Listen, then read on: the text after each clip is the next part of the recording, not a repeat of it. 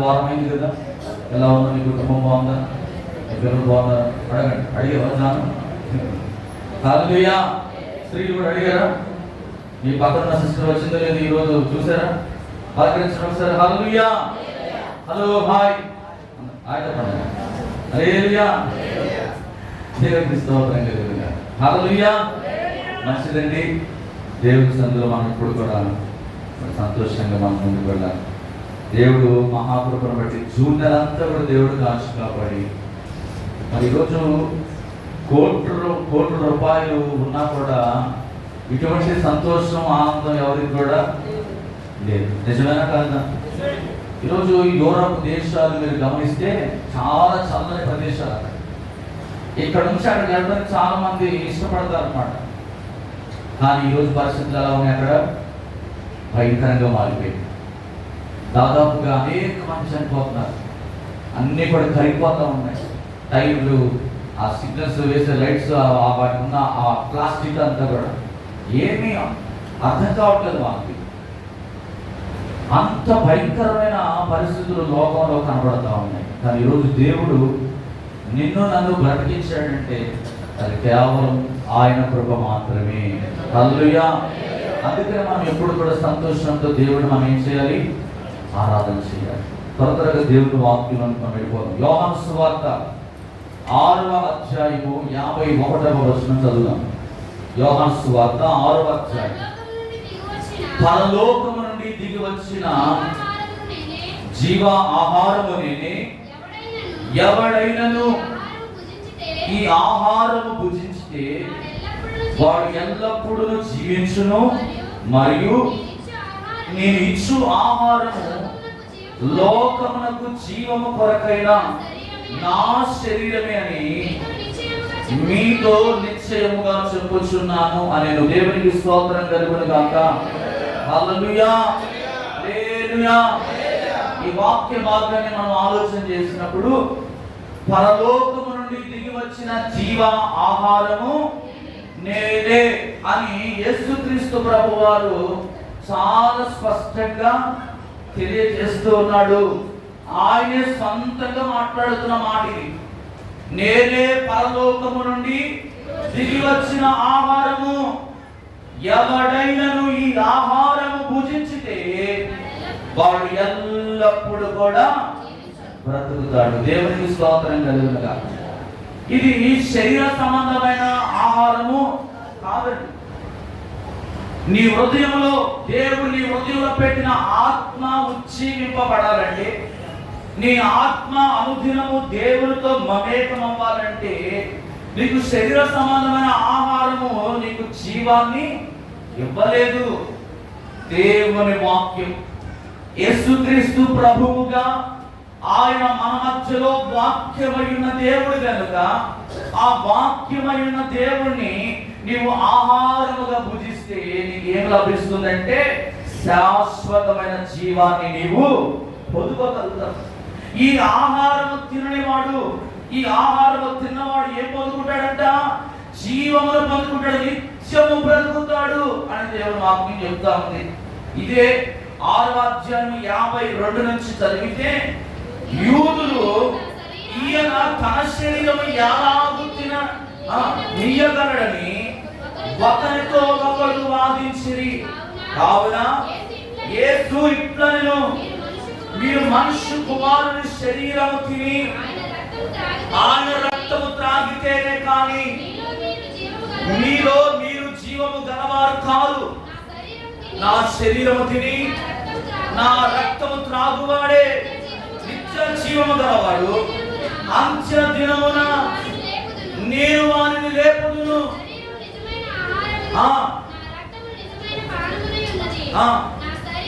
నా శరీరము తిని నా రక్తము త్రాగువాడు నా యందును నేను వాని యందును నిలిచి ఉందుము.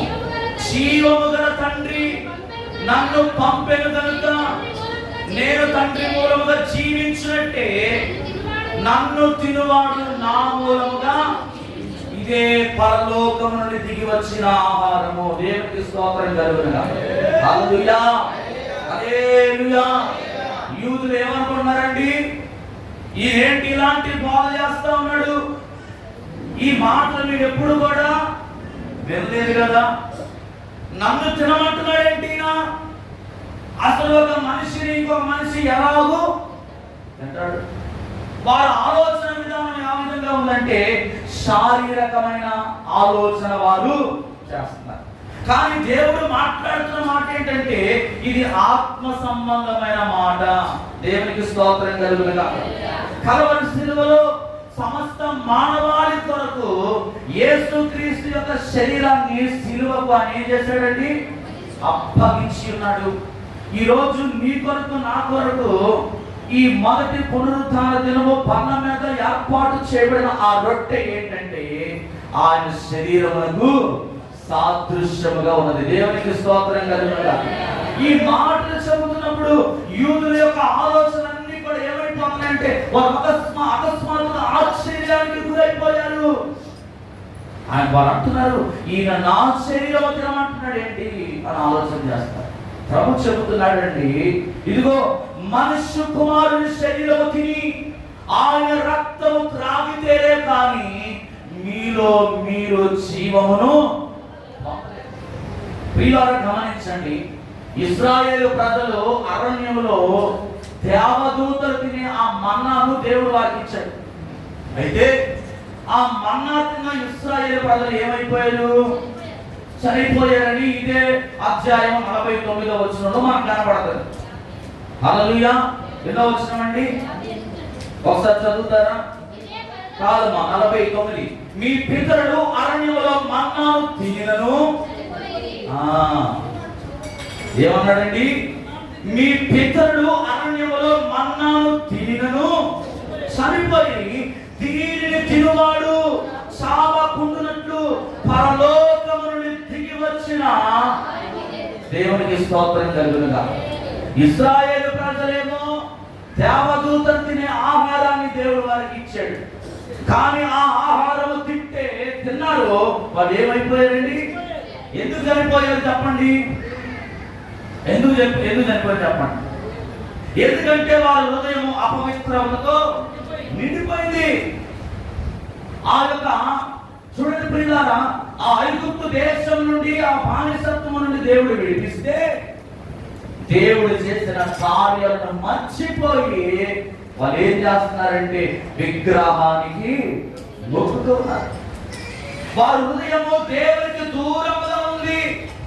అందుకనే వారు మన్నా తిని కూడా ఏమైపోయారంటే చనిపోయాడు. కానీ ప్రభువు చెబుతున్నాడు, దీని తినువాడు చావడు. ఏ విధంగా అంటే దేవుని వాక్యమును నువ్వేం చేయాలంటే అనుదినము కూడా పూజించేవాడుగా నువ్వు ఉండాలి. దేవునికి స్తోత్రం కలుగునుగాక. మన్నా ఒక ఇశ్రాయేలు జాతికే దేవుడు ఇచ్చాడు, లభ్యమైనది. మన్నా పరలోకం నుండి దేవదూతలు తినే ఆ మన్నా ఇశ్రాయేలు ప్రజలకు మాత్రమే లభ్యమైంది. కానీ యేసుక్రీస్తు అనబడిన ఈ వాక్యము లోకములో ఉన్న వారందరికీ కూడా దేవుడు ఇచ్చాడు. బిగ్గరగా చప్పట్లు కొడతాం. హల్లెలూయా. ఆ రోజు పరలోకము నుండి దిగి వచ్చిన మన్నా ఇశ్రాయేలు జాతికి మాత్రమే లభ్యమైంది. ఎవ్వరు కూడా పొందుకోలేదండి. మురికి ఎవ్వరు కూడా ఆ దేవదూతలు తినే ఆహారాన్ని ఎవరు భుజించలే. బైబిల్ గ్రంథంలో ఒక ఇశ్రాయేలు ప్రజలకి దేవుడు ఇచ్చాడు. ఎంత గొప్ప భాగ్యం అది.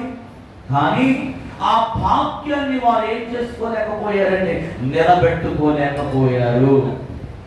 కానాను దేశానికి వెళ్ళవలసిన వారు అరణ్యంలో ఏమైపోయారంటే రాలిపోయి ఉన్నారు. దేవునికి స్తోత్రం కలుగునుగాక.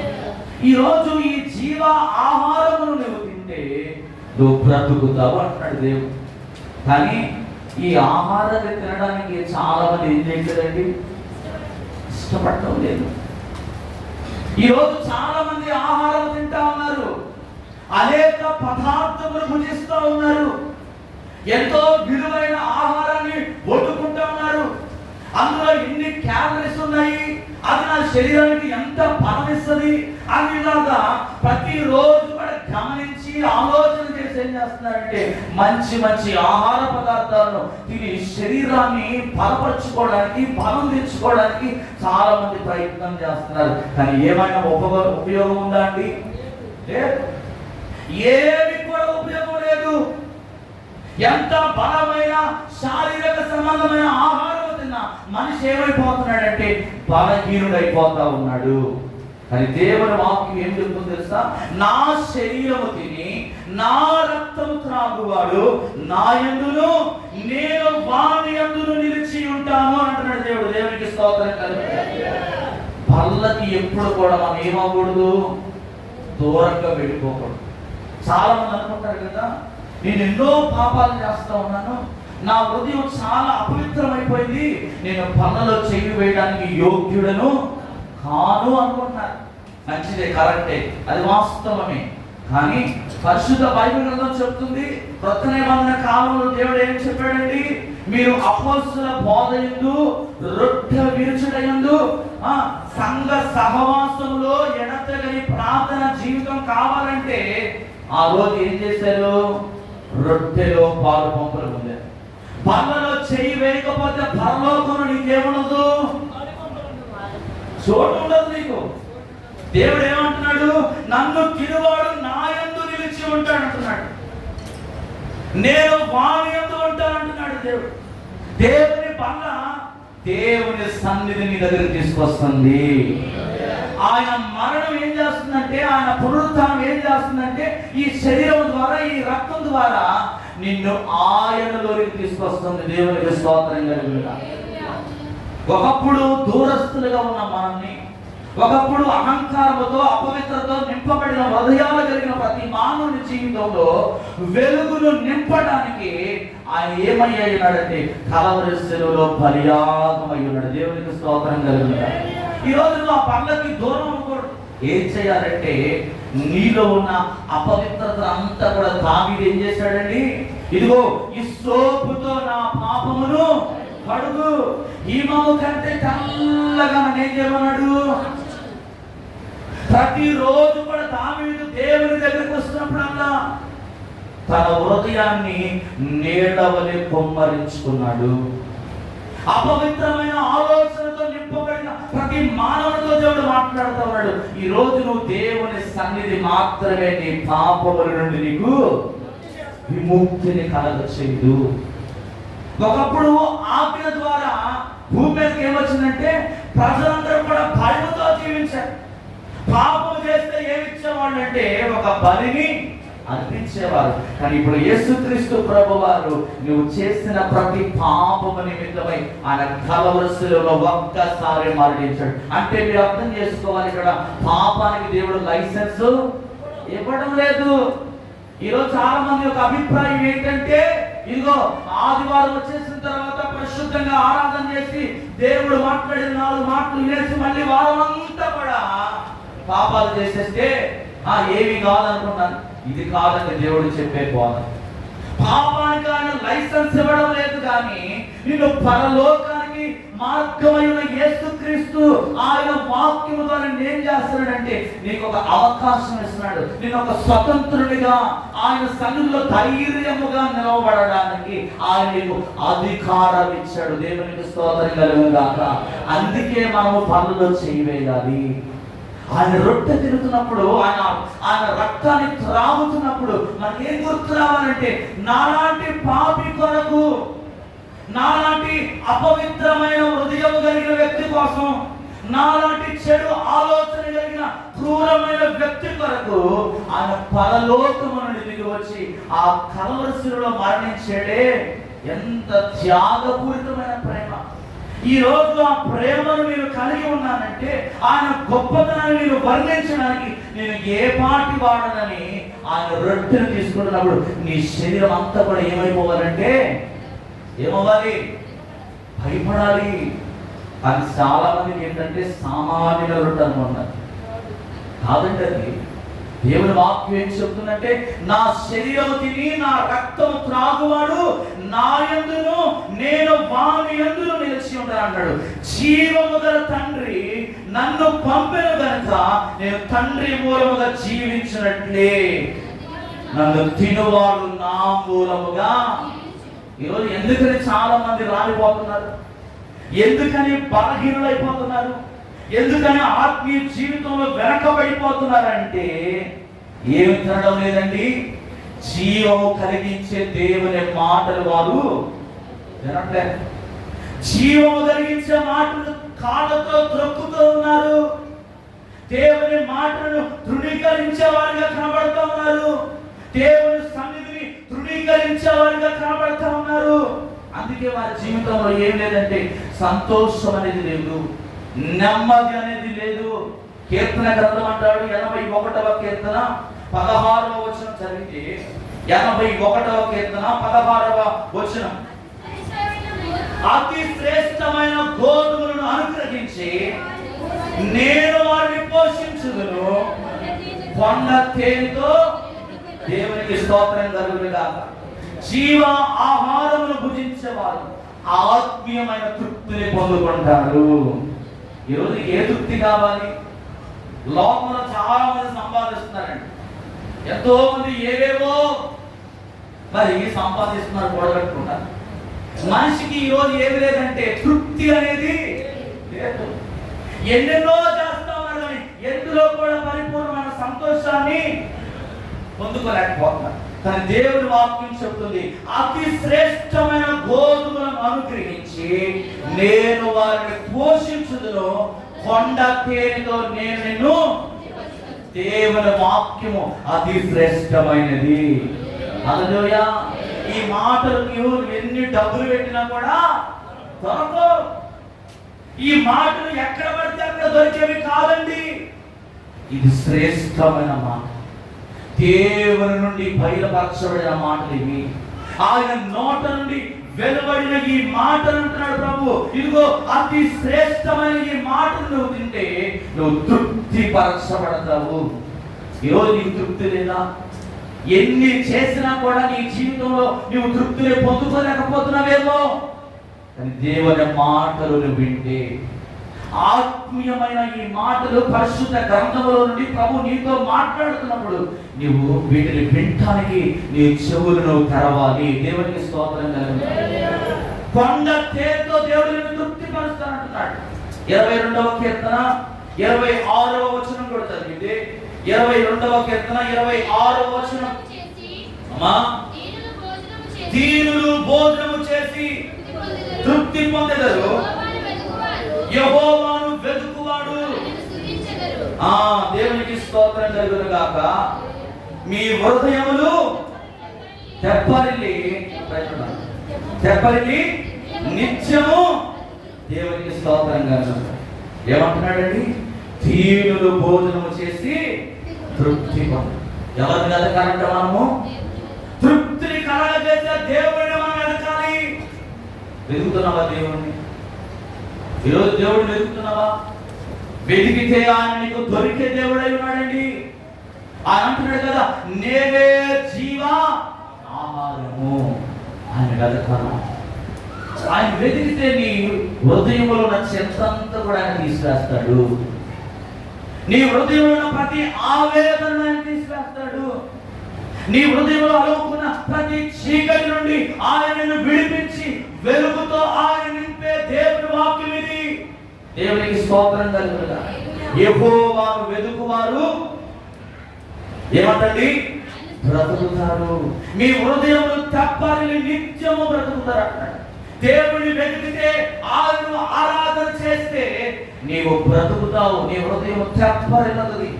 గలిబిలితో నిండుకొనిన నీ హృదయం, ఆ శాంతితో నిండుకున్న నీ హృదయం, ఆ వేదనతో ఉన్న నీ హృదయములో దేవుని నువ్వు సరిగా వెతకగలిగితే, ఆయన మాటల మీద నువ్వు మనస్సు పెట్టగలిగితే నీవు ఖచ్చితంగా ఏమవుతావంటే బ్రతుకుతావు. దేవునికి స్తోత్రం కలుగునుగాక. యెహెజ్కేలు గ్రంథము 3వ అధ్యాయం 3వ వచనం అంటాడు. యెహెజ్కేలు గ్రంథము 3వ అధ్యాయం 3వ వచనం ఒకసారి చదువుదాం. యెహెజ్కేలు గ్రంథం 3వ అధ్యాయం 3వ వచనం, నరపుత్రుడా నిల్చుచున్న ఈ గ్రంథమును ఆహారముగా తీసుకొని దానితో నీ కడుపు నింపుకొనమని నాతో సెలవీయగా నేను దాన్ని భక్షించితిని. స్తోత్రం కలుగును గాక. భక్తుడైన యెహెజ్కేలుతో ప్రభు చెబుతున్న మాట ఏంటో తెలుసా? నరపుత్రుడా, నీ నిలుచున్న ఈ గ్రంథమును ఏం చేయాలి?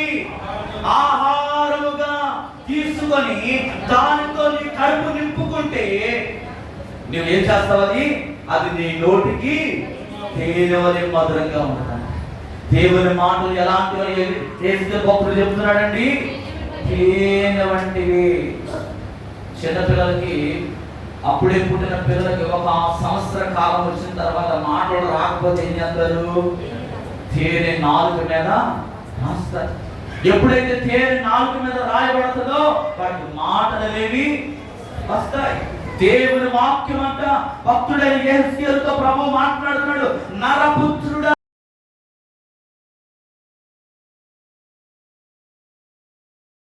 నువ్వేం చేయాలి? తినాలి. తేనె వంటి మధురమైన మాటలు ఇవి. చుంటే తేనె ధారణ వంటి మధురమైన మాటలు దేవుడు నీకు ఇస్తా ఉన్నాడు. ఈ మాటలు ఎంత శ్రేష్టమైనవండి. కానీ ఈ మాటలు చాలా మంది ఏం చేస్తున్నారండి? త్రోసేస్తున్నారు. అందుకే సొలొమోను జ్ఞాని అంటున్నాడు కదా, ఇదిగో తేనె ఎక్కువైన వాడికి ఏమైపోయిందంట? వ్యర్థమైపోయింది, చేరైపోయింది. కడుపు నిండిన వాడు ఏం చేస్తున్నాడంటే గర్వముతో మాట్లాడుతూ ఉన్నాడు. ఈరోజు చాలా మందికి దేవుని కృప ఎక్కువైపోతా ఉంది. దేవుని కృప ఎక్కువైపోవడం వల్ల చాలా మంది ఏం చేస్తున్నారు? దేవుణ్ణి తృణీకరిస్తూ ఉన్నారు. సమృద్ధి ఎక్కువైపోయినప్పుడు, సంపదలు ఎక్కువైపోయినప్పుడు, మన జీవితంలో దేవుడు మనకి అన్ని కూడా ఇచ్చేసినప్పుడు దేవుడు ఏం చేస్తారు? ఆరోగ్యం చేస్తారా? గుడికి వస్తారా? రాదు. కానీ ప్రభు చెప్తున్నాడు కదా, నరపుత్రుడా, నేను ఇచ్చుచున్న ఈ గ్రంథం నువ్వేం చేయాలంటే భద్రంగా నీ దగ్గర పెట్టుకోవాలి. పద్మాసు దీపంలో యోహాను గారు అంటాడు, ప్రకటన గ్రంథం 10వ అధ్యాయం 10వ వచనంలో, 10వ అధ్యాయం 10వ వచనం, ప్రకటన గ్రంథం 10:10లో చదువుదాం. ప్రకటన గ్రంథం. అంతటా నేను ఆ చిన్న పుస్తకమును దూత చేతిలో నుండి తీసుకొని దాన్ని తినివేసింది. అది నా నోటికి తేనె వలె మధురముగా ఉండెను. కానీ నేను దాన్ని తిని వేసిన తర్వాత ఏంటంట? చేదైపోయిందంట. చూసారండి, మొదట్లో తింటే ఎలా ఉంది? ఆయనకి తీయగా ఉంది, తీయగా ఉంది, తీయగా ఉంది. కానీ తర్వాత తర్వాత తర్వాత ఏమైపోయిందంట? ఈ మాట సంఘముతో చెబుతున్నాడు యోహాను భక్తుడు. ఈరోజు చాలా మందికి ఏమైపోయిందంటే, మొదట్లో దేవుని ఉద్యమం బాగా ఉంటది, ఎక్కడికంటే అక్కడ పరిగెడతా ఉంటారు చాలా మంది. ఏమంటే అది దేవుని కోసం చేసేస్తూ ఉంటారు. అవసరమైతే మా ప్రాణాన్నైనా ఇచ్చేస్తానంట. కానీ రాను రాను రాను రాను విశ్వాసం ఏమైపోతా ఉంటుందండి? పరిస్థితుల వైపు వెళ్ళిపోతా ఉంటుంది, సమస్యల వైపు వెళ్ళిపోతా ఉంటది, లోకం వైపు మనసు త్రిప్పి వేసుకొని దేవుని మాటలు వ్యక్తపడుతున్నప్పుడు అవి నోటికి ఎలా మారుతా ఉన్నాయంట? చేదుగా మారిపోయినాయంట. చేదుగా మారి. ఈరోజు చేదుగా మారకూడదు. నీ ఆత్మీయ జీవితంలో నీకు తృప్తినిచ్చేది దేవుని వాక్యం. ఈ వాక్యాన్ని నువ్వేం చేయాలంటే ప్రతిరోజు కడుపార దేవుని వాక్యం ధ్యానించాలి. ఈరోజు ఎంతమంది దేవుని వాక్యం చదువుకున్నారండి? ఎంతమంది దేవుని వాక్యం చదివారు? కనీసం ఒక అధ్యాయం నేను చదివానండి అన్న చేయబడి ఒక మాట చదవలేదా? లేదు. ఎంతమంది టిఫిన్ చేశారు ఈరోజు? అందరినీ చేశారా? హల్లెలూయా. ప్రియమైన వాళ్ళని గమనించండి. నేను ఎందుకు ఈ విషయాన్ని అడుగుతున్నానంటే, మనం ఆధ్యాత్మికమైన విధానంలో ఎదగాలంటే ఈరోజు లోకము చాలా భయంకరంగా ఉంది. దినములు చెడ్డవి కనుక సమయములు పోనీయక సద్వినియోగం చేసుకోవచ్చు. అజ్ఞానులే కాక జ్ఞానముతో నువ్వు నడవాలంటే దేవుని మాటలు నీకు చాలా అవసరము. ఈ వాక్యమును ప్రతిరోజు కూడా ధ్యానించాలి. ప్రతిరోజు ఈ మాటలు నువ్వు కడుపాలను తింటే నువ్వు జీవించబడతావు. కీర్తన గ్రంథము 107వ కీర్తన 20వ వచనం అంటాడు, ఆయన తన వాక్కును పంపి వారిని బాగు చేసి. దేవుని జీవ ఆహారమును భుజించిన వాడు ఏం పొందుకుంటాడు తెలుసా? స్వస్థతను పొందుకుంటాడు. ఆయన మనల్ని స్వస్థపరచుటకే ఆయన జీవ ఆహారముగా దిగి వచ్చాడండి. జీవ ఆహారమైన దేవుని వాక్యము ద్వారా ఇదిగో మన పాపములకు క్షమాపణతో పాటు మనకు సంపూర్ణమైన స్వస్థత, ఆరోగ్యమును దేవుడు కలగజేస్తాడు. అని ఏమన్నాడు తెలుసా? ఆయన తన వాక్కును పంపి, యేసుక్రీస్తు ప్రభు వారు 3.5 సంవత్సరాల పరిచర్యలో ఆయన కొంతమంది మీద చేయి పెట్టి బాగు చేశాడు. కొంతమంది ఏం చేశాడు తెలుసా? ఇదిగో ఒక వ్యక్తి వచ్చాడు, నీ దాసుడు స్వస్థత పొందినట్లు నీవు నీ మాటను విడుదల చేయి అని చెప్పినప్పుడు ఆయన వాక్కును విడుదల చేసినామంటే వేడు తప్పకుండా నీ విశ్వాసము కొలది నీ దాసుడు స్వస్థత పొంది ఉన్నాడు. ఆయన ఒక్కోసారి ఉమ్ము ద్వారా స్వస్థపరిచాడు, ఒక్కోసారి హస్తము చాపి స్వస్థపరిచాడు, ఒక్కోసారి వాక్కును విడుదల చేసి అని ఏమడుస్తాం? తలితాకుమి లే అన్నాడంటే. చనిపోయిన కుమార్తె దగ్గరికి వెళ్ళి ఆయన ఏ వాక్కును విడిచేపటి లెక్కవారు ఊపేలే. ఏం చేశాడండి? ఒక్క మాట విడుదల చేశాడంటే. ఈరోజు దేవుని వాక్కులో ఏముందంటే స్వస్థత. ఈరోజు ఆ స్వస్థపరచగలిగిన యేసుక్రీస్తు యందు నువ్వేముంచాలంటే విశ్వాసం ఉంచాలి. కొంతమంది ప్రార్థన చేయించుకుంటారు, కానీ ఏముండదు తెలుసా? విశ్వాసం ఉంటుంది. అవిశ్వాసం వారిలో ఎక్కువైపోయినప్పుడు విశ్వాసం ద్వారా సేవకుడు చేసే ప్రార్థన ఏమవుతుందంటే వాళ్ళలో విశ్వాసం లేదు కాబట్టి కార్యాలు అనేవి. దేవుడు అంటున్నాడు కదా, ఆయన వాక్కు విడుదలవడం ద్వారా మన పాపములకు ఏం దొరికిందంటే క్షమాపణ దొరికింది. మన శరీరము ఆరోగ్యము పొందాలంటే దేవుని మాటలు మనం ఏం చేయాలి? వినాలి. దేవునికి స్తోత్రం కలుగుతాం. ఆయన వాక్కు స్వస్థపరిచాలంటున్నాడు. యెషయా గ్రంథము 53వ అధ్యాయం 5వ వచనం చదివితే, యెషయా గ్రంథము 53వ అధ్యాయము 5వ వచనం, మన అతిక్రమ క్రియను బట్టి ఆయన గాయపరచబడెను, మన దోషమును బట్టి మన సమాధాన శిక్ష అతని మీద పడెను, అతడు పొందిన దెబ్బల చేత దేవునికి స్తోత్రం కలుగును గాక. ఏంటండి? మన అతిక్రమ క్రియలను బట్టి ఆయన ఏమయ్యాడండి? గాయపరచున్నాడు. ఈరోజు ప్రతిరోజు కూడా యూదులేమో ఒక్కసారి యేసుక్రీస్తుని ఏం చేశారు? సిలువేశారు. కానీ ఈరోజు భూమి మీద నివసిస్తున్న ప్రతి మానవుడు ఏం చేస్తున్నాడంటే ప్రతిరోజు కూడా వారి వారి అతిక్రమణను బట్టి, వారి వారి అతిక్రమ క్రియలను బట్టి, వారి మాటలను బట్టి, వారి ప్రవర్తన బట్టి, వారి విధి విధానాలను బట్టి ఏం చేస్తున్నారంటే ప్రతిరోజు కూడా సిలువ వేస్తున్నారు దేవుణ్ణి. మాటల ద్వారా, ఆలోచన ద్వారా, నడవడి ద్వారా, ప్రవర్తన ద్వారా దేవుడు ఎన్ని మాటలు చెప్తున్నాడండి, ఎన్ని శ్రేష్టకరమైన వాక్యాలు నీకు బోధిస్తున్నాడు ఆయన. అయినను నీ ఆత్మ బలహీనమైపోతుంది, ఆత్మీయ స్వస్థత అనేది నీకు లేదు. ఎప్పుడైతే మొట్టమొదటిగా మన ఆత్మలో స్వస్థత అనేది ఉండదో మన శరీరం కూడా ఏముండదండి? స్వస్థత ఉండదు. మొట్టమొదటిగా మనం బాగు చేసుకోవాల్సింది ఏంటంటే మన హృదయాన్ని బాగు చేసుకోవాలి. మన హృదయంలో రోగాన్ని తీసేసుకోవాలి. మన హృదయంలో ఉన్న ఆ కల్మషం, ఆ ద్వేషం, ఆ అసూయ, ఆ కుళ్ళు, ఆ అపవిత్రత, ఆ పాపాన్ని ఎప్పుడైతే మనం తీసుకుంటామో మన శరీరం ఏమవుతుందంటే బలముగా మార్చబడుతుంది. దేవునికి స్తోత్రం కలుగుతుంది. మన శరీరం ఆరోగ్యంగా ఉంటుందండి. ఇశ్రాయేలు ప్రజలు 430 సంవత్సరాలు విడిపించబడిన తర్వాత 40 దినాలు వారు ప్రయాణం చేయవలసిన ఆ కానాను దేశాన్ని ఎన్ని సంవత్సరాలు ప్రయాణం చేస్తున్నారు? ఎన్ని సంవత్సరాలు? 40 సంవత్సరాలు. 40 సంవత్సరాలు వారు ప్రయాణం చేస్తూ ఉంటుంటే వారి శరీరంలో ఏదైనా రోగం వచ్చిందండి? వారి పాపం ద్వారా, దేవుని మాట తృణీకరించడం ద్వారా దేవుని అగ్నికి వారు ఆహుతైపోయారు. కానీ వారు యేసుకుల చెప్పులు అరిగిపోలేదు, వారి వస్త్రము తగిలలేదండి. ఆనాడు భక్తులు అన్ని 100 సంవత్సరాలు బ్రతికారంటే ఎలా సాధ్యమైందండి? ఎలా వారు అంత ఆయుష్ను పొందుకోగలిగారు? చెప్పండి.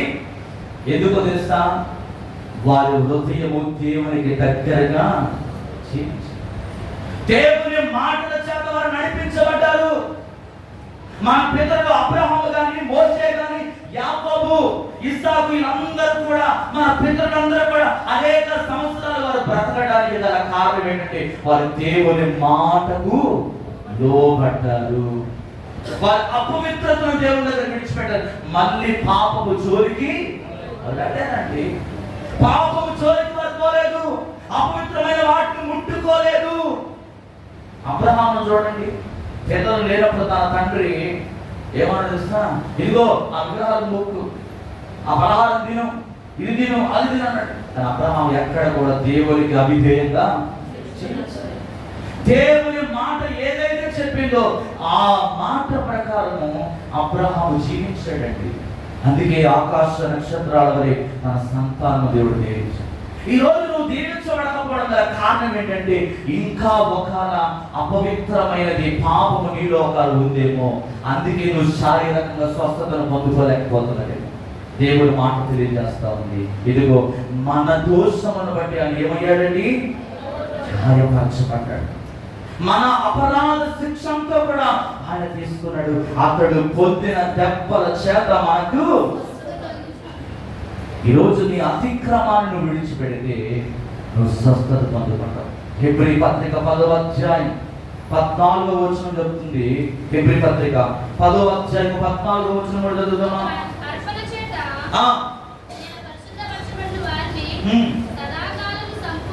ఒక అర్పణ చేత ఈయన పరిశుద్ధపరచబడు వారిని సదాకాలమునకు సంపూర్ణులుగా.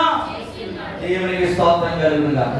యేసుక్రీస్తు ప్రభు వారి లోకానికి వచ్చి 2026 సంవత్సరాలు అయిపోతుంది. అప్పుడే 7వ నెలలోకి వచ్చేసాం మనం. అంటే దినము వెంబడి దినము ఏమైపోతా ఉంది? గతించిపోతాం. ఈరోజు గతించిపోయిన సమయం మరణానికి దగ్గర వస్తుందా? రాదు. పోయిన కాలం తిరిగి రాదండి. ఈరోజు దేవుడు నీకు ఇచ్చిన సమయాన్ని నువ్వేం చేయాలంటే ఏం చేయాలి? సద్వినియోగపరచుకోవాలి. నేను శుక్రవారం ఒక మాట చెప్పాను. సేవను కాదు పెంచుకోవాల్సింది. ఏం పెంచుకోవాలి? అగ్ని మనం పెంచుకోవాలి. పరిచర్య కార్యక్రమాన్ని కాదు పెంచుకోవాల్సింది, అగ్నిని పెంచుకోవాలి. ఈ రోజు చాలా మంది దేవుని అభిషేకాన్ని ఎందుకు పొందుకోలేకపోతున్నారంటే చాలా విపరీతమైన శక్తికి మించిన పనులు పెట్టేసుకుంటున్నారు. Busy busy busy busy busy. కానీ అందులో ఏముండదంటే ఆశీర్వాదం అనేది. కానీ ఎప్పుడైతే దేవుని ఆత్మ చేతను నింపుకుంటావో, దానికి ఉదాహరణగా నేను మరియ గురించి మీకు చెప్పాను. మరియ ఉత్తమమైన దాన్ని వెలిగింది. దానిని ఆమె నుండి ఎవరు కూడా తీసివేయడని దేవుడే సాక్ష్యం ఇచ్చాడండి. అయితే మార్త చేసిన సేవ కూడా ముఖ్యమే కాదు నేను చెప్పడం లేదు. ఈరోజు సంఘానికి ఈ అంశ దినంలో మనకు కావాల్సింది ఏంటంటే దేవుని ఆత్మ. దేవునికి స్తోత్రం కలుగునుగాక. అందుకే చెప్తున్నాడు, ఒక్క అర్పణ చేత ఈయన పరిశుద్ధ పరచుబడి వారిని సదాకాలమునకు సంపూర్ణులుగా. అది ఇప్పుడు సంపూర్ణతలోకి వచ్చిన తర్వాత మళ్ళీ అసంపూర్ణంగా నువ్వు తిరిగి వెనక్కి వెళ్ళకూడదు. ఒకసారి రక్షింపబడిన తర్వాత మళ్ళీ నువ్వు వెనక్కి తిరిగి చూడకూడదు.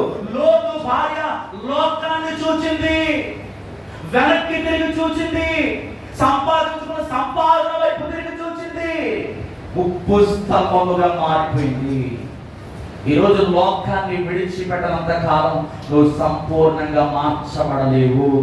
నువ్వు సంపూర్ణంగా మార్చబడాలంటే నిన్ను సంపూర్ణతలోకి నడిపించే ఆ జీవ ఆహారమైన దేవుని వాక్యమును నీ హృదయంలో నింపుకోవాలి. దేవునికి స్తోత్రం కలుగునుగాక. 23వ కీర్తన 2వ వచనం అంటాడు, 5 నిమిషాల్లో ముగించేస్తాను. మరొక మాట చెప్తున్నాడు 23వ కీర్తన. పచ్చిక గల చోట్లను ఆయనను పరుండ చేస్తున్నాడు, శాంతికరమైన జలముల యొద్ద. దేవునికి స్తోత్రం కలుగునుగాక. ఈ జీవ ఆహారమును తింటేనంట నువ్వేం పొందుకుంటావు? శాంతి, సమాధానము పొందుకుంటావు. ఈ రోజు చాలా మంది జీవితంలో ఏం లేదండి, శాంతి శాంతి శాంతి. శాంతి అని పేరు పెట్టుకుంటారు. కానీ ఏమన్నా మనసులో శాంతి ఉండదు. పేరు మాత్రం శాంతి, అస్సలు శాంతి ఉండదు. భర్త మీద రసరస, పిల్లల మీద రసరస, ఎక్కడ చూసినప్పుడు సమాధానం అనేది ఉండదు. కానీ ప్రభు వాక్యం చెప్తుంది, ఇదిగో ఏమంటున్నాడండి, మరి చదవండి, పచ్చిక గల చోట ఆయన నన్ను పరక చేయించున్నాడు, శాంతికరమైన జలముల యొద్ద. ఆయన శాంతినిచ్చే దేవుడు అండి. నేను గొర్రెల కొరకు ప్రాణం పెట్టడానికి వచ్చాను. మంచి కాపరి ఎప్పుడు కూడా తన గొర్రెల కొరకు ఏమిస్తాడంటే తన ప్రాణాన్ని. ఆయన పరిశుద్ధాత్మ మూలముగా పొందే ఆ లోతైన జలములను నువ్వు ఎప్పుడైతే తాగుతావో నీ ఆత్మీయ జీవితానికి ఏం కలుగుతుందంటే శాంతి, సమాధానము. సాధనగా ఏం చేస్తున్నాడంటే విస్తారమైన కార్యక్రమాలను, కార్యకలాపాలను ఈ లోకంలో పెట్టేస్తున్నాడు. అందుకనే చాలా మందికి ఏం లేదంటే శాంతి లేదు, సమాధానం లేకుండా చేస్తున్నాడు. ఎక్కడ చూసినా అలసడి, రాజ్యము మీదకి రాజ్యము, జనము మీదకి జనం. ఒక ఆమంట తన భర్త ఏం చేసింది ఈ మధ్య కాలంలో, చంపేసేసి బాత్రూమ్ టైల్స్ కింద పాతి పెట్టేసి ఏమి ఎరగక ఏం చేస్తుందంటే పోలీస్ స్టేషన్కి వెళ్ళి నా భర్త తప్పిపోయాడండి, ఇప్పటికి 30 దినాలు అయిపోయింది. పోలీసులు ఏమైనా తిరుగుతుంది వల్ల అలెలుయా. ఏం చేస్తారు తెలుసా, వారి స్టైల్లో ఆమె విచారించినప్పుడు ఏం చేస్తుంది తెలుసా, తీసుకొచ్చి ఎంక్వైరీ చేసినప్పుడు, పరిశీలన చేసినప్పుడు ఆ బాత్రూమ్ టైల్స్ కింద తన భర్త ఏం చేసింది, పాతి పెట్టేసి. ఎంత డేంజరస్ మనుషులు ఉన్నారో చూడండి. ఏంటో తెలుసా, సాతానుగాడు ఈ రోజు ప్రతి మనిషిని ఏం చేస్తున్నాడంటే అపవిత్రమైన వాటి వైపు బాగా పరిగెట్టిస్తా ఉన్నాడు. తృప్తి లేని జీవితం, సంతోషాన్ని ఇచ్చే ఆ సంతోషం సరిపోక ఈరోజు చాలా మంది ఈ మాట వాడుతున్నందుకు మీరు నన్ను క్షమించాలి, మీరు అపార్థం చేసుకోవద్దు. ఈ రోజు ఒక భర్తను చేసుకున్న భర్త ద్వారా సంతోషపడగ ఈరోజు చాలా మంది అపవిత్రమైన వాటి వైపు వెతుకుతూ వాటిని పొందుకోవడానికి ఎంతటి పాపానికైనా ఏం చేస్తున్నారంటే ఒడిగడతా ఉన్నారు. సొంత భర్తని అపమార్చేస్తున్నారు రకరకాలుగా. ఈ మధ్యకాలంలో మెట్రో ట్రైన్లో ప్రయాణం చేస్తున్న ఒక పాప, ఒక యవనస్తురాలు ఏం చదువుతుంది తెలుసా, హౌ టు కిల్ మ్యాన్. ఒక మనిషిని ఏ విధంగా చంపాలి అని ఒక స్త్రీ, ఒక యవనస్తురాలు మెట్రో ట్రైన్లో ప్రయాణం చేస్తూ బుక్కులు చదువుతుందండి. చూసారా, హౌ టు కిల్ మ్యాన్ అంటే ఎలా ఒక మనిషిని చంపేయాలి. ఎంత ఘోరం అంటే, ఒకప్పుడు చరిత్రను చదివేవాళ్ళు, రాజ్యాన్ని జయించిన గొప్ప గొప్ప వ్యక్తుల పుస్తకాలు చదివేవాళ్ళు చాలా మంది. కానీ ఈరోజు చాలా మంది ఏం చేస్తున్నారు సార్, మనిషిని ఏ విధంగా చంపాలో. కానీ ఈరోజు మనం అవి కాదు చదవాల్సింది, దేవుని వాక్యమును చదివితే నీ హృదయానికి సమాధానం దొరుకుతుంది, శాంతి అనేది దొరుకుతుంది. నువ్వు ఏ విధంగా ఈ లోకంలో జీవించాలో, దేవుని కొరకు ఏ విధంగా బ్రతకాలో, దేవుని మాటే నీకు ముఖ్యముగా ఉండాలి. అందుకని ప్రతి రోజు కూడా నీ మనసు అటు ఇటు పోకుండా ఉండాలంటే, చెడు తలంపుల వైపు నీ ఉదయం మళ్లింపబడకుండా ఉండాలంటే ఈ జీవ గ్రంథాన్ని ప్రతి రోజు కూడా చదవాలి. అది నేను చెప్తాను, చదవండి. ఈ బైబిల్ మిమ్మల్ని, మీ జీవితాన్ని మార్చేస్తుంది, మీ ఆలోచన మారుస్తుంది, మీ తలంపులను మారుస్తుంది. అందుకే దేవుడు వాక్యం చెప్తుంది, పచ్చిక గల చోట్ల ఆయన నన్ను మరుండ చేయించినాడు, శాంతికరమైన జలముల యొద్ద నడిపించు. ఈరోజు ఆ నడిపించగలిగిన దేవుని వాక్యం నువ్వు చదివితే నీ ప్రయాసం అంతా కూడా ఆయన నీ జీవితంలో సుఖ సంతోషాలతో నన్ను నింపి తృప్తికరమైన జీవితాన్ని దేవుడికి ఇవ్వడానికి సిద్ధంగా ఉన్నాడు. అటువంటి కృపా పరిశుద్ధాత్మ దేవుడు మనందరికీ కూడా ఈ ఉదయకాలము దయచేయును గాక. ఆమేన్. అందరం కూడా తలలు వంచుదాం. నేనే పరలోకము నుండి దిగి వచ్చిన జీవ ఆహారం అంటున్నాడు. ఈ ఆహారం తినవాడు బ్రతుకును అని అంటున్నాడు. బ్రతికించేది దేవుని వాక్యం, శాంతి సమాధానములను కలగజేసేది దేవుని వాక్యం, స్వస్థతను కలిగించేది దేవుని వాక్యం, ఆత్మీయ తృప్తిని ఇవ్వగలదు దేవుని వాక్యం. ఈరోజు నీకు ఏ మాటలు కావాలి? వేటిని నువ్వు వెతుకుతున్నావు, వేటిని ఆశ్రయిస్తున్నావు, వేటి ద్వారా నువ్వు నడిపించబడుతున్నావో పరిశుద్ధాత్మ దేవుడు నీకు లేఖనం ద్వారా బయటపరిచినాడు. ఇశ్రాయేలు ప్రజలు పరలోకం మన్నాను తిని వారు చనిపోయారు. కానీ యేసు క్రీస్తు అనబడిన వాక్యము ఈ రోజు నీకు అందింపబడుతుంది. ఈ వాక్యమును తింటే బ్రతుకుతావు. కనుక మన ముందుంచబడిన పాలలో మనం చేయబోతున్నాం. ఇంకా ఎవరైనా ఒక అపవిత్రమైన ఆలోచనతో ఉంటే, ప్రభువా నన్ను క్షమించయ్యా, నీ బిడ్డలను మార్చుకోనైనా, నీ రాజ్య వ్యాప్తి కొరకు నన్ను ఒక పాత్రగా వాడుకో ప్రభువా. నీ కొరకు నేను పరిగెడతాను ప్రభువా, నీ కొరకు నేను కష్టపడతానయ్యా, నీ కోసం నేను పని చేస్తానయ్యా, నీ సన్నిధిలో నేను నివాసం చేస్తానయ్యా, నీ గడప యొద్ద నేను కాల్చుకుంటానయ్యా. నా కుటుంబము నిన్ను వెంబడిస్తాం ప్రభువా. తీర్మానం తీసుకో. విత్తబడిన వాక్యం వరకు మన మధ్యలో నాన్నగారు ప్రార్థన చేస్తుండగా అందరం కూడా ఏకీభవిస్తాం. నాన్నగారు వాక్యం వరకు ప్రార్థన చేస్తారు, అందరూ కూడా ఏకీభవిస్తాం.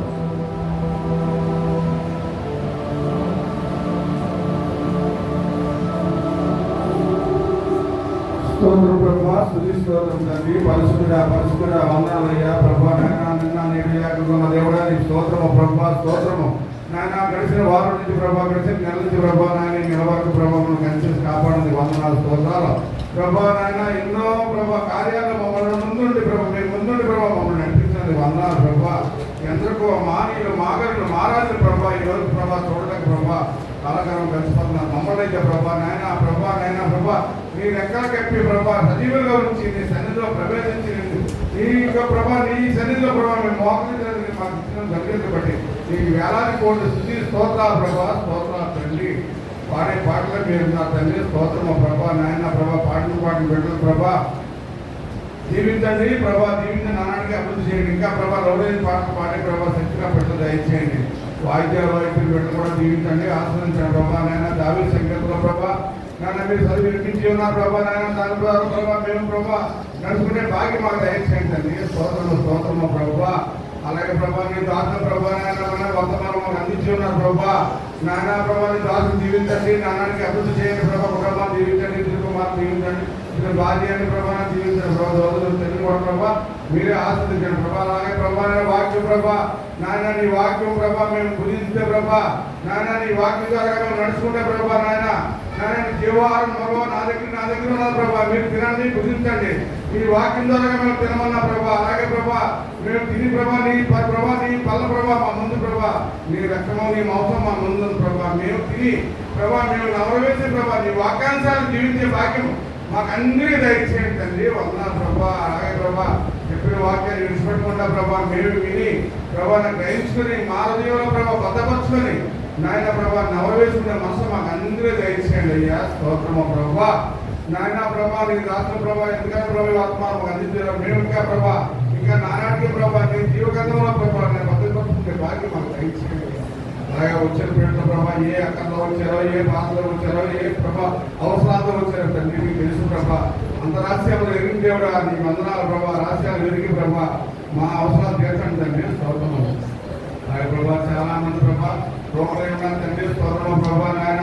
రోగులు పట్టండి, స్వస్థపడు ప్రభా నాయన ఏ బిడ్డ కూడా ప్రభా అశాంతిగా ఉండడం మీకు ఇష్టం లేదు ప్రభా. ప్రతి బిడ్డ ప్రభా నేవలెత్తండి అయ్యా. స్తోత్రము నాయన. మందుల ప్రభా ముఖ్యంగా ప్రతి బిడ్డలు ప్రభా ఎక్కడెక్కడ ఉన్న బిడ్డలందరినీ కూడా మీరే స్వస్థపరచండి తండ్రి. స్తోత్రము ప్రభా. వచ్చిన బిడ్డలందరూ గర్భించే ప్రభా స్వల్పమైన ప్రభా ప్రసవ దయచేయండి తండ్రి ప్రభా నాయన. ఎవరు బిడ్డ ప్రభా మీకు సాయం దయచేయండి ప్రభా నాయన. వందనాలు ప్రభా.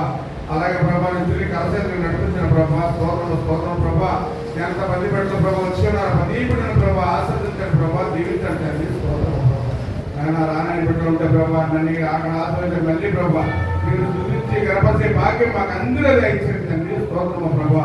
అలాగే నా బిడ్డల ప్రభా దూరదేశంలో ఉన్నారు తండ్రి ప్రతి బిడ్డని ప్రభా నాయన ప్రభా శాంతిని సురేశ్వరం జాగ్రత్త ప్రభా మీరు ఎక్కడికి భద్రపరచుకుంటే రాకపోవడం మీరు గవర్నమెంట్ ఉండండి. చదువుపడండి ప్రభా. మీరే ప్రభా జ్ఞానం ఇవ్వండి. స్తోత్రం. అలాగే ప్రభా ప్రదీప్ కుమార్ ప్రభా నాయన నీ హాస్పిటల్ ఇచ్చి ఉన్న ప్రభా జేజీ హాస్పిటల్ ప్రభా నాయన సిద్ధాంత ప్రకారం నడిపించాడు ప్రభా. నీ బిడ్డ ప్రభా రాకపోవడంలో మీరు కోరుతున్నాను తండ్రి. అలాగే ప్రభా హాస్పిటల్ ఏ రోజు ఉంటే ప్రభా స్వస్థపరిచే భాగ్యం ఆ బిడ్డ దయచేయండి ప్రభా. ప్రతి బిడ్డ ప్రభా స్వస్థపరిచడం ఉంది ప్రభా. సంతోషించి వెళ్ళే భాగ్యం దయచేయండి ప్రభా. పంచాయతీ పరివారం అందరినీ ప్రభా పేరు జీవించి ఆస్వాదించండి ప్రభా. అలాగే ప్రభా డాక్టర్ని ఇది భార్య అని ఇది కుమారుడు ప్రభా మీరే ప్రభా నాయన మీరు పిల్లప్పుడు దీవించండి ఆస్వాదించండి ప్రభా. నేను నమ్ముకున్న బిడ్డ అయ్యాను అంటే ప్రేమ ప్రభా. స్తోత్రము ప్రభా.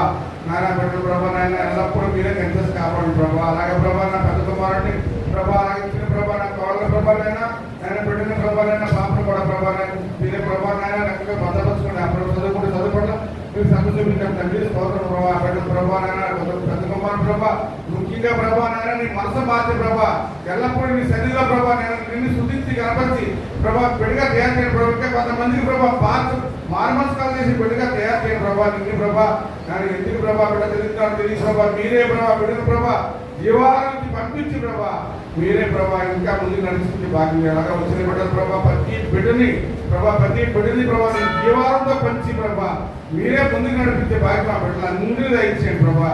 వెంటకొండ మార్చండి, మారి మనసు దీనాభక్తం కదిలింపు చేయండి నాయన. పాపనైన ప్రభా మమ్మల్ని ప్రభా నాయన ప్రభా అలాగే నీ బలలో చేయబడుతుండగా ప్రభా మేము ప్రభా నాయన నేను అనాలోచనగా తీసుకోకుండా ప్రభా మా వల్ల తప్పులు క్షమించి ప్రభా మా పాపాలు కడిగి ప్రభా నాయన మా దోషం తీసేసి ప్రభా నీ బలలో ప్రవేశించే భాగ్యం మాకు అందరూ దయచేయండి. అలాగే నా భార్య నాకి ప్రభా నా ఇంట్లో పనిచేసిన పిల్లలకి ప్రభా మీరే తోడుగా మాకు ఆరోగ్య బలం దయచేయండి. జ్ఞానానికి ప్రభా నీ సన్నిధిలో ముందుకు నడిచి భాగ్యం మాకు అందరూ దయచేసి, నా కుటుంబాన్ని దయచేసి, నాకు దయచేసి, సంఘాన్ని దయచేసి మీరే దీవించి ఆశీర్వదించమని ఆయన పాప నా ప్రార్థన జీవనంలో పొందవచ్చు సమాధానం దయచేయమని చేసిన పడుతున్నాం తండ్రి. అదేవిధంగా ప్రార్థనలు గడుపుతామండి. బాప్తిస్మం తీసుకున్న వారు ముందు